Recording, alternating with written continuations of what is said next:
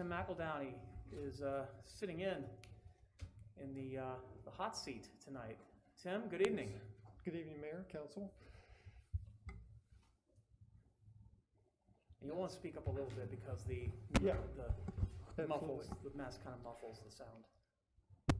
So yeah, we're here to give an update on the Waverly Road project, and also bring to your attention a couple items that we need to maybe get a little direction from on council on how to proceed here. So just a little background. You all are familiar with the project. North would be on the right on this map. So the area in blue is the original project as scoped. Went from Waverly north to Madison. Did not include the intersection at Waverly and Santa Fe. That's in the current project, but does include reconstruction of the intersection at Madison. So as we got into the project, actually as we've gotten into the Santa Fe project, we realized that the area south of Waverly is deteriorating pretty rapidly.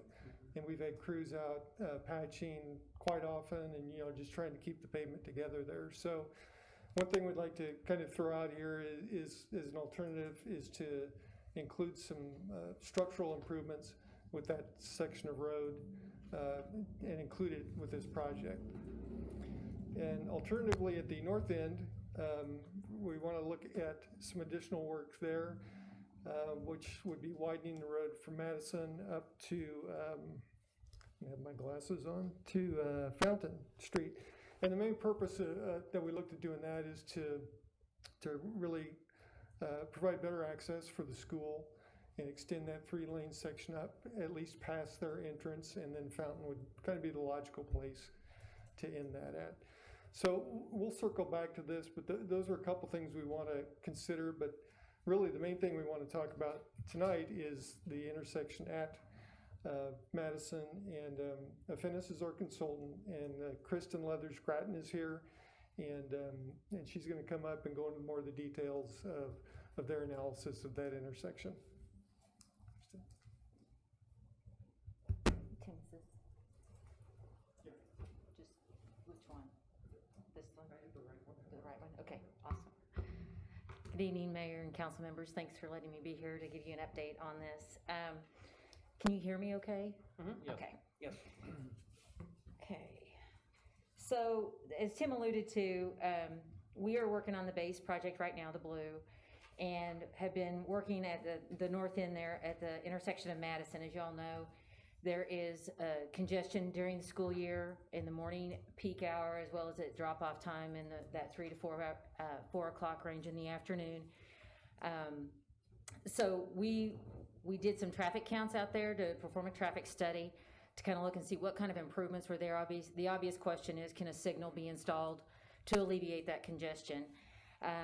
So we went through the steps to determine if that was a warranted improvement there.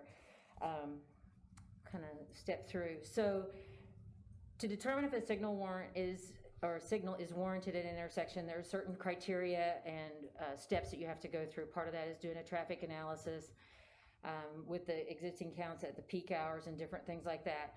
So 4 of the warrants that are available of the 8, we verified through the intersection, and the warrants were not met. The traffic volumes were not there consistently enough while they're there in the peak hour in the morning, and in the afternoon it's really for like a 15-minute period, so it's not a sustained peak or congestion, although when you're in it, I'm sure it seems like it's very sustained. So we went through those and determined that it wasn't warranted.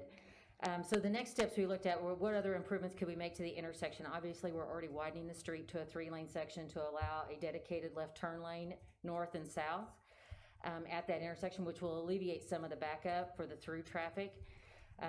But are there other improvements we could do? Right now, the existing condition is Madison is a stop condition and Waverly is the through movement. So one easy way to share this and explain how the intersection operates is to rate the intersection on a level of service and classify it in that direction. So as you can see, we've got kind of the chart here. A level of service A means it's awesome. You can just go through, there's no delay, about 10-second delay, which is, manageable, all the way down to an F. So it's much to like a grade criteria for a school. or a class. So the F is obviously a delay of 50 seconds, which is what's delineated here. So in that range, F means it's a failed intersection, basically. So we did that analysis and applied it to not only what's existing today with the counts, but also what would be in the future in 2040. So kind of step through this. This is going to be, we're going to go through 5 different scenarios just to set it up. The first one here is the existing configuration. North is up. Waverly is the up and down street. Madison is the left to right street. And the school is up in that upper right corner of each picture. So today, the 2020, the level of service of the intersection, as you can see, Waverly functions at a level A, which means it's running smooth, which you would expect since it is a through street and no stop condition. But you can see that the east-west legs both, especially in the left turn movement on the east leg, that your level of service is an E and a D, which means you're at the bottom end of the ratings. You have a longer delay to access and get out onto Waverly. So we also know that I believe the name of the subdivision is Breckenwood is getting ready to develop another phase off to the west that will access Madison. So we added those counts from that traffic study just to see how that would impact the intersection in today's time frame. And that is the picture to the right. And you can see that actually the level of service actually for the eastbound left turn lane from the elementary school fails even worse. You get an F and an E on those. So that leg fails, or the delay is even greater on that leg with the new development. So that was just kind of a today moment with that. So with the growth, you can see that how it impacts the intersection. This next one is showing the proposed improvements there at Waverly with a 3-lane section north-south, and then the east-west movement there along Madison. We went ahead and showed a 3-lane section there. There is enough pavement and currently to stripe it for a left turn lane, a dedicated left turn lane.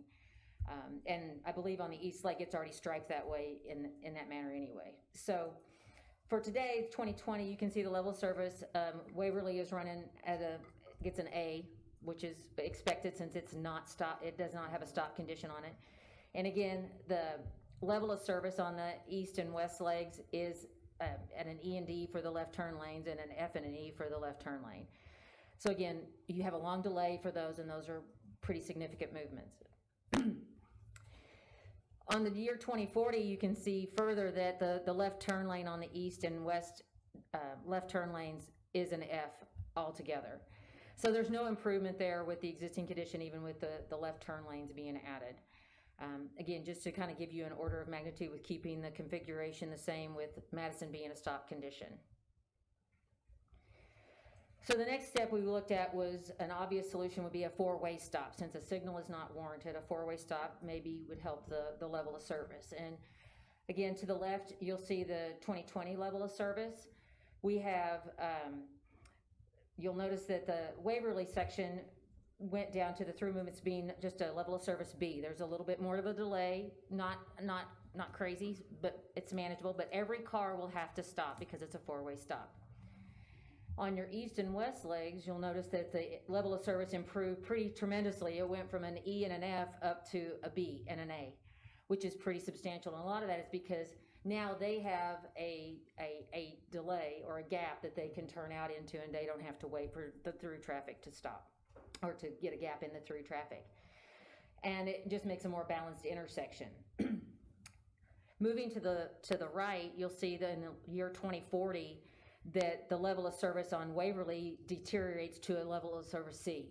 Again, not a crazy delay, but you're still having more of a delay, and that's your primary through movement.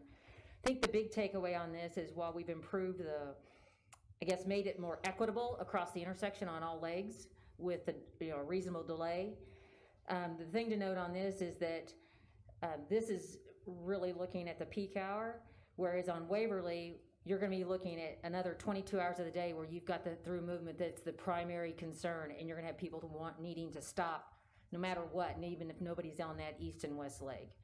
So there's going to be potentially some issues with that. Driver impatience, if you will, people rolling through the stop sign, things like that, which are classic for a 4-way stop. as far as a safety concern.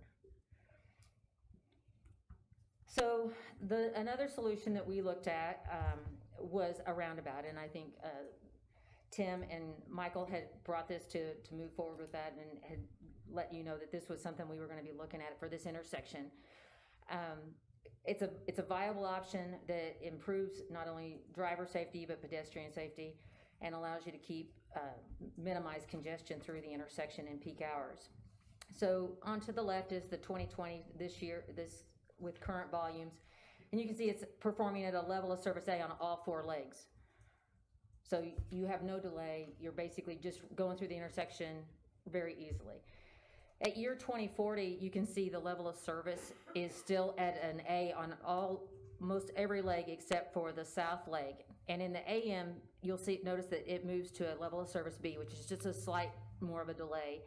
And a lot of it is because from the north, when those people get into the roundabout, they're turning left to go to the elementary school or to the high school campus. So there's more traffic coming through the circle on that south side of the roundabout. So they have to kind of maybe wait a little bit longer to get in the queue to make that right turn or to go through. But all in all, still performing very well, more equitable across all 4 legs, and allows people to get in and out very easily through there.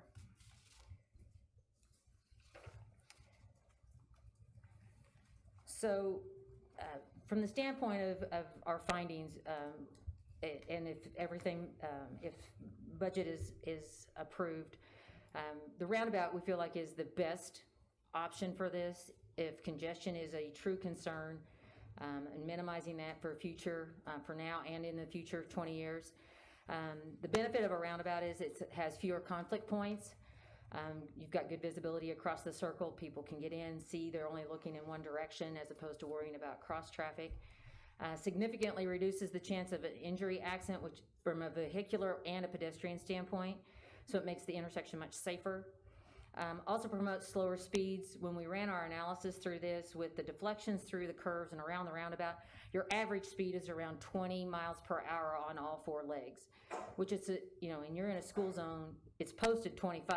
The roadway normally is posted 40 miles an hour. So through that intersection, you're really going to be slowing people down to make it much safer. It also keeps traffic moving. There's no hard stops or anything. You just yield and glide right on into the roundabout. You'll also notice that in the red hatched areas are what we would consider like paved or raised areas that are refuge, and on the legs of the intersection, those hatched areas with the red are the refuge islands. Basically what pedestrians can do is cross from one side to the refuge and then cross the other leg of that intersection. So there's a safety feature there that they're only looking one direction and not having to watch traffic both directions before they get to the refuge. Then also on the center island, we have a paved apron there that allows, if a big truck, an 18-wheeler is coming through, which is not expected very often, but they can encroach on that apron and pass through the roundabout easily without damaging anything. Buses and emergency vehicles, we set the size of the roundabout so that they could easily move through the roundabout without encroaching on that apron, because we know that can sometimes cause damage to tires and things like that. So that's another benefit of this, is it allows for that movement through the roundabout. Just from a familiarity standpoint, and those roundabouts are, while we've got them throughout the metro area, and you have one here in Gardner at Grand and White. It's over there by the Moonlight Elementary School and Trail Ridge Middle School. That's functioning. It's in place now, so it's not something that's new to the community. But there's other places where we've seen great success with roundabouts adjacent to schools. And we just have 4 examples shown here. One's in Lenexa and Olathe, and then a couple in Overland Park. But it really helps with those peak hour congestions. So when a signal is not warranted, it allows you to have something that keeps the intersection safe and allows traffic to flow through easily. So cost comparison, Tim kind of alluded to this at the beginning with the base project the budget for the project, which is the base project, is $3 million. Early on in this process, we did some evaluation on the existing pavement with our geotechnical, doing some cores and things like that, and we're able to determine that we could do a widening as opposed to a full pavement replacement on the base project. Also, when Tim and Michael came to you and we talked about the open ditch section instead of curb and gutter, there was some significant savings in both of those things that have given us the flexibility to have some room in the budget. The base project cost for Waverly Road is right around that $2.2 million mark. Those are numbers we just ran with current bid prices and are fairly conservative on that. So feel like there's a contingency, 15% contingency in that as well, to give us a little bit of buffer for any price increases that may incur for 2021. For the roundabout, we just gave what the additional cost would be on that, which is around $514,000. Again, a lot of that comes because we will have curb and gutter around that. You'll have that big center island with more pavement around it, the raised medians and so forth through there. So there's some substantial costs there with that. The other pieces that Tim talked about were alternate one, the south piece between 56th and 175th Street, where that pavement has failed. We put together a cost estimate on that where it would be a full replacement of that 2-lane pavement and then transitioning into the improvements there at Santa Fe, and came with a budget of around $870,000. I will say we assumed that the subgrade would need some work on that and some things like that. If all that is in good shape, there may be some less cost on that, but we always try to make sure we've accounted for that, given some of our soils around here. The alternate to the north piece, which Tim talked about, was from Madison Street to Fountain. To widen that, similar to how we're doing on the base project, would be $220,000 roughly. So just to kind of give you an order of magnitude with all four of with the 3 add-ons and the base project, where the budget or the proposed opinion of probable cost is right around $3.8 million. Okay.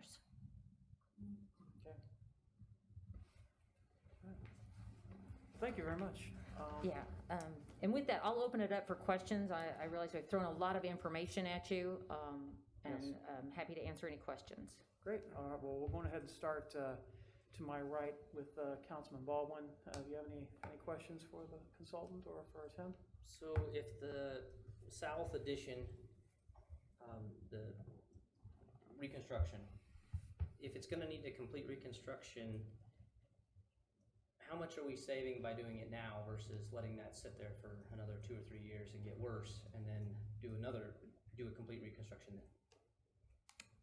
Well, obviously, we just beat your inflationary costs. I think there's also, if you do it as part of this project, there's some economy of scale that you get by having the contractor mobilized once to come out there to do the work. He'll have all the equipment on site. The project could be easily phased, where that section could be done, to phase the construction, because we do know the school's schedule will be impacted with the construction along Waverly. That we'll try to focus on that during the summer months when traffic is less there at the school campus. So that would be some work they could do earlier in the spring, maybe when school is still in session, because there would be a good route with 175th being complete. Okay. Thank you. From a budgetary perspective, we're talking about $800,000 that's not currently budgeted. Mm-hmm. So Tim, can you or Matt, can you speak on the budgetary impact of adding that cost? We're gonna have to model it out in our special highway fund. Basically, we've had a lot of projects that we have scheduled out in the 5-year CIP, and we kind of already plan to use most fund balance, just paying debt service over time. I'll have to work with the Public Works Director to try and find out what's the priorities and what can we recommend to council. Okay. Tim, you want to add anything? Well, I would just say, there are some other options of, maybe intermediate improvements that obviously wouldn't be as good, but would maybe buy us some time. But there's not much asphalt out there now. I think there's probably only about 4 inches thick, so. Oh, it was a farm road. It wasn't expected to have that kind of traffic it's got on Right. right now. Right.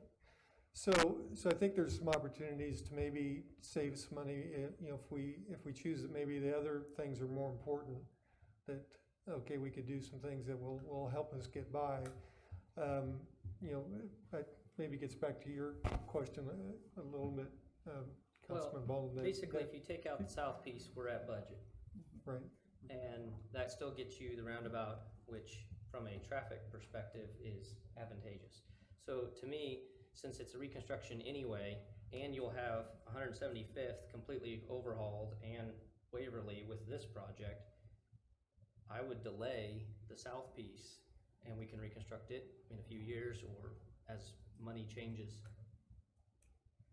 Or as development comes in. As development changes. Yeah. You know, one thing we do a lot on projects like this, and this is pretty easy to do on this one, is we can set chunks aside as alternates on the bid. So for example, you would have the base bid with the main project, have a second piece for just the south leg, another piece for just the north, and then when you actually get your bids, you can kind of see where you're at, and you know, that would certainly, you know, influence your decision on, well, hey, you know, maybe we can afford to do it, or maybe we can't at that time. Yeah. Similar to how we did the Justice Center, there were some things that we were able to add later in the project to incorporate those. Yeah.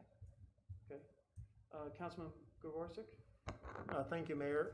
I appreciate the presentation. My concern, since we've already talked about budget, which I agree with, but my concern is the intersection at Waverly and Old 56. I've been out there at the request of some citizens as school was being let out, and maybe I just got a bad or a short straw, but the amount of 18-wheeler traffic going east or westbound on Old 56, I'll be 48 in July, but if I were a 16-year-old, 17-year-old, 18-year-old young driver with the angle of Old 56, it's just, ooh. Yeah. I don't know that I'd have the confidence to do what I needed to do to get into traffic and boogie on down the road. So that's my concern, is Old 56. I do agree with the budget. I understand priority-based spending, but that's my concern. I think the roundabout fixes the immediate issue. I'm for roundabouts. It allows traffic to flow, everything you pointed out, but Old 56 and Waverly is, I mean, knock on wood, we haven't had any major accidents out there, but that's where I'd like to see the next priority be, is that intersection. Well, Tim can maybe answer that. I think that there is definitely some room for discussion on that for a future project, and this is not part of that discussion, I don't think, but I completely understand where you're coming from, Randy. So, Tim, you wanna? Well, we certainly have concerns with that intersection as well. And we've done some preliminary work with KDOT to look at, you know, what it would look like to make improvements there. KDOT initially was in favor of realigning Waverly Road to basically hit 56 at a right angle, which certainly that's optimum. You'd like to have your intersections do that, but we had our consultant look at keeping the existing alignment and just making safety improvements to make all those turning moving safer and with signals down the road, whatever. But obviously the price, it gets pretty pricey when you do all that. Yeah, I think these conversations were had maybe 3 or 4 years ago about realignment and so forth. So I'd love for us to, you know, keep that on an active list somewhere and be able to maybe rediscuss that as our priorities are, our revenues are able to meet our priorities. So thank you. No, thank you. Anything else, Councilman? Councilwoman Roberts?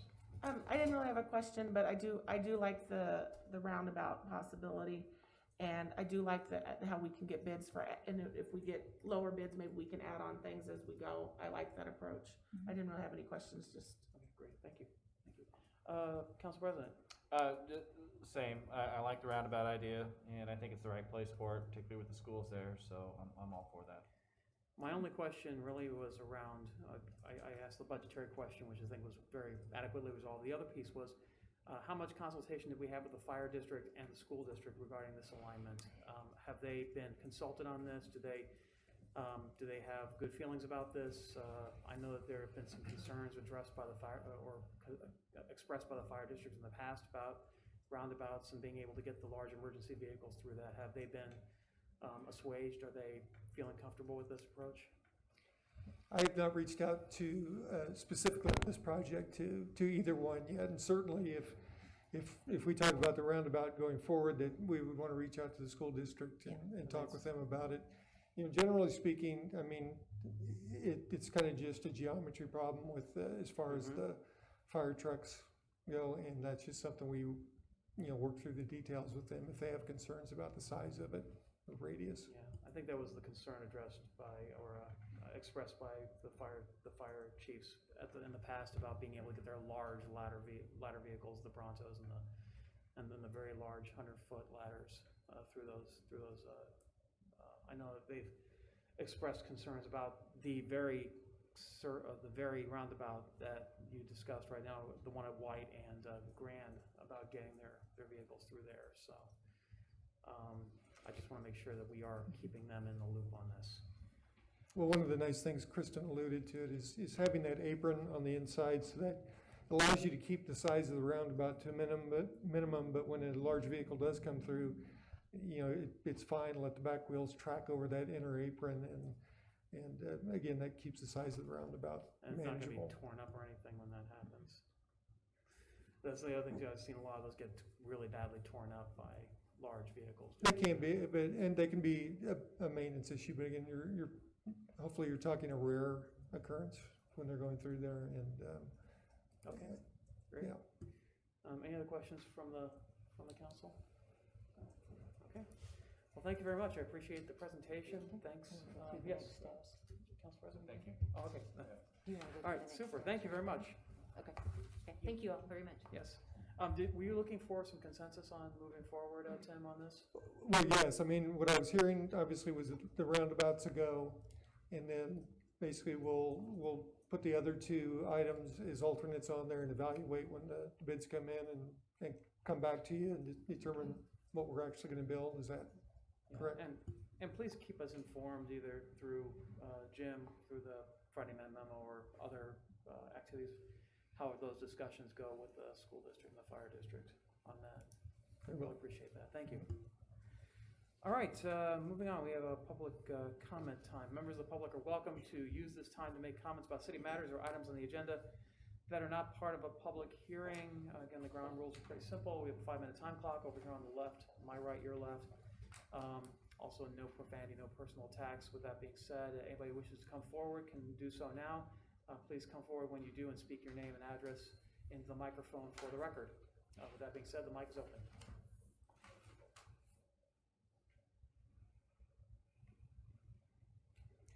Seeing no one coming forward, we'll move on to the consent agenda. Is there any member of the, yes? You do have that public comment to read into the record up there. Oh, I do have public, oh, I'm so sorry about that. I did not see that. Thank you. I do have a public comment to read in the record. My apologies. This is from Jeremy Thurston, 653 East Apache. I would suggest to council that providing a citywide cleanup service at an estimated cost of $55,000 is neither a prudent use of tax dollars in this current environment, nor does it seem to fit under what limited services government should provide based on the philosophies of at least a few members of the governing body. If you're serious about keeping spending under control, this would seem to be an easy and obvious, albeit potentially unpopular item to remove from our expenses. Thank you for your time. So, thank you, Sharon. I don't believe I didn't see that. Thanks again. Moving on to consent agenda. Is there any member of the council who wishes to remove an item from the consent agenda? Number 5. Number 5. All right. Well, go figure. That's what the comment was about. Anybody else? And Mayor, are you just referring to consent or planning and zoning consent? No, this is just consent. We consider both separately, so yes. So I will entertain a motion on consent agenda items 1 through 4. So moved. Second? Motion, Winters, second, Baldwin, that we approve the consent agenda. All those in favor indicate by saying aye. Aye. All opposed, any abstentions? Consent agenda items 1 through 4 pass. Consent agenda item number 5, consider authorizing the execution of a contract with Gardner Disposal for the 2020 citywide cleanup. Councilman Gorsick, questions? Yeah, thank you, Mayor.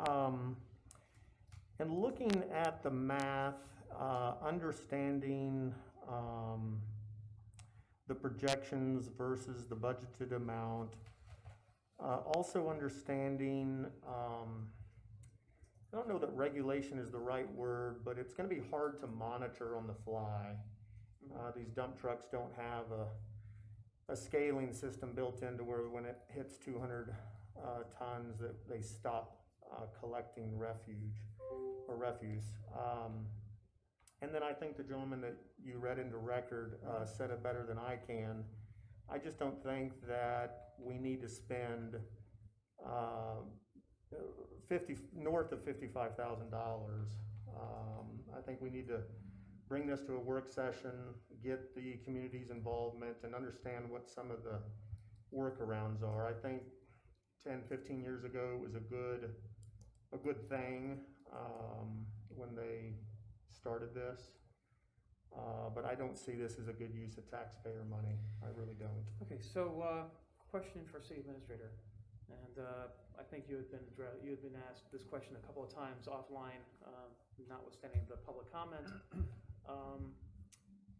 Have you done some research and analysis? I know that we had talked about this about a month ago about, maybe getting some numbers on this and what the total overall cost is and what our overruns have been, on a year-to-year basis on the cleanup.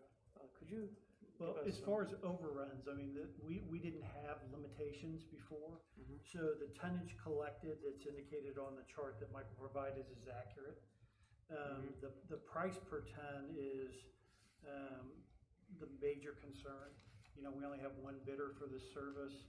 The price has gone up significantly. I mean, this was a $10,000 program 5 years ago. And we're upwards of $55,000, $60,000, $75,000. And really, when you think about the task that the people that are picking up the garbage, what their primary task is, they're not going to, spend time going through people's whatever they put out. I mean, that's going to be an arduous task. Their job is to get through as much of the community as they can as quickly as possible. I think our attempts to, minimize the tonnage and get under 77,000, which is what the projection was, is going to be difficult. I kind of expected the same thing. Especially since a lot of people are doing home improvement projects right now, and that's going to add a lot more potential refuse to the pile. However, though, Yes. some of those are not allowed, correct? I mean, Well, again, how do you police that? you don't police it, but I'm saying, like, if they know they're not going to be picking up, construction material, that's pretty easy to not pick up. I mean, if they're obviously not going to be monitoring how much they're picking up as they go, but I think, you see construction material, you don't pick it up, you leave it there.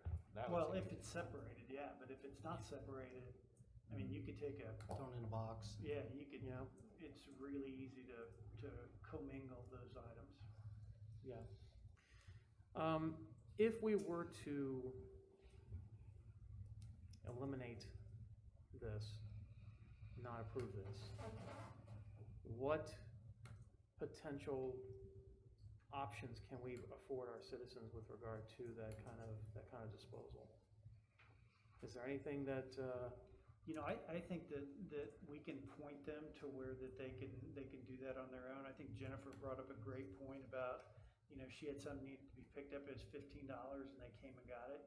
And I know there's other options through waste management, just list those sites that they can make that request on their own.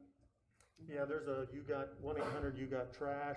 Yep. That's a private free market service. Waste Management has, and I spoke of this before, a large, I think it's 4 foot by 8 foot by 2 or 3 foot deep canvas bag that you can fill it up with, and they kind of weigh it on site and charge you. Garden Disposal, to Jim and Jennifer's point, they have the service. So I think there's alternatives here versus supplement it through a tax-funded cost. I know that in years past, we did stop this for a few years. I want to say, I don't remember what year it was, maybe 2010 or 11. yeah, because of the last downturn, I remember So, that. and then, but I don't know, I feel like there's other options, or maybe we do need a work session. Maybe it's not an every year thing, maybe it's an every other year thing, or maybe there's limitations, or I don't know, More bids. more bids or something. Well, I'm in favor of looking at the possibility of suspending it this year pending further study and seeing where we might come down sometime in the future. I mean, further study for what? I mean, I don't know why we need a work session. I don't, maybe not a Well, work session, No, but just seeing whether or not there might be some, like, for example, in 2021. like I would say no for this year, but maybe other years there's a possibility, is where I was kind of leaving it open with. Is it a work session? I don't know. Are there other alternatives? Maybe. As far as more information, when I asked, city administrator for a lot of this information, and Michael sent out that chart, what I was really getting at was, and we don't know the answer to this, of the people that use it, how much are the taxpayers essentially paying for each of those residents Correct. to have it picked up? Because at a certain point, it's just cheaper for them to have called the company themselves. Well, And the I'm guessing that we're getting very close to that. Well, I'm looking I at don't this- know the answer to that because it depends on how much you have versus I have versus the next guy, right? And how many houses actually got picked up. But in general, this is not a service that, to me, that the city should be paying for in the first place because, Steve's